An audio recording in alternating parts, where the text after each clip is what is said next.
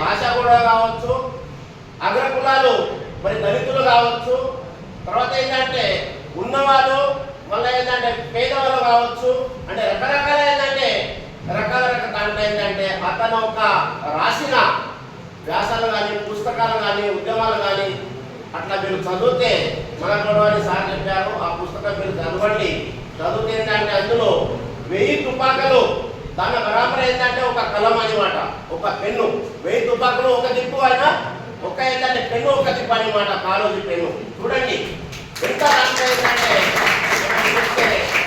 మీరు 1000 తుపాకులతో తీసుకొని ఏంటంటే మనము ఎక్కడ యుద్ధం చేసినా కూడా ఏంటంటే ఒక కాలోజీ ఒక కలమే చాలు.